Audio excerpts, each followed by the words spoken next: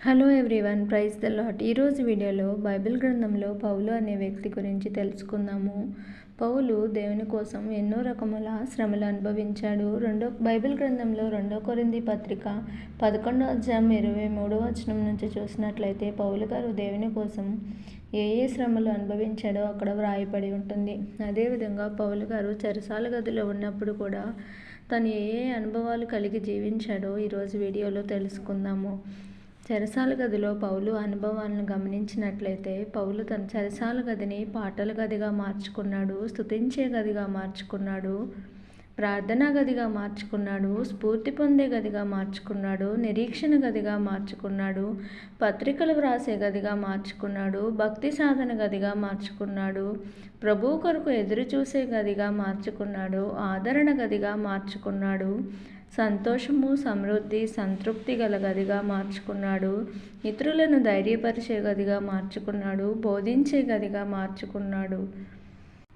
పౌలు చెరసాలలో ఉన్నప్పటికీ దేవుని కోసము వెనకాడకుండా జీవించినట్లుగా మనం చూడగలము. మనం కూడా మన ఆత్మీయ జీవితంలో ప్రతికూల పరిస్థితులు వచ్చినప్పుడు దేవుని విడిచిపెట్టకుండా దేవునిని వెంబడిస్తూ ఉండాలి. శ్రమ వచ్చినప్పుడు కృంగిపోకుండా దేవునికి ప్రార్థన చేసుకోవాలి. శ్రమలో దేవునికి మొరపెడితే దేవుడు ఖచ్చితంగా ప్రార్థన ఆలకిస్తాడు. బైబిల్ గ్రంథంలో కీర్తన గ్రంథం 119వ అధ్యాయం 71వ వచనంలో చూసినట్లయితే శ్రమనందు ఎండుట నాకు మేలాయనని దేవుని వాక్యం సెలవిస్తుంది. కొన్ని శ్రమలు దేవుడు మేలు కోసమే అలౌ చేస్తాడు. మనము శ్రమ వచ్చినప్పుడు కృంగిపోకుండా దేవుని మీద ఆధారపడితే దేవుడు శ్రమని మేలుగా మారుస్తాడు. దేవుడు కొన్ని మేలు కోసమే అలౌ చేస్తాడు.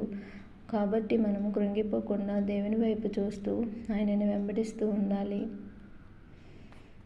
పౌలు కూడా తన జీవితంలో సాక్ష్యం ఇస్తాడు. మంచి పోరాటము పోరాడితిని, నా పరుగు కడముట్టించితిని, విశ్వాసము కాపాడుకుంటుని, ఇక మీదట నా కొరకు నీతి కిరీటం ఉంచబడి ఉన్నదని దేవుని వాక్యంలో చూడగలము.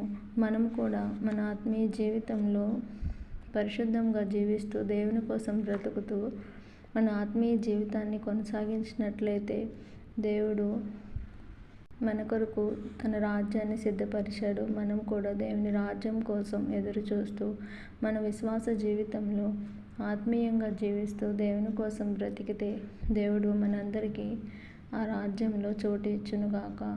ఆమేన్. Thank you for watching.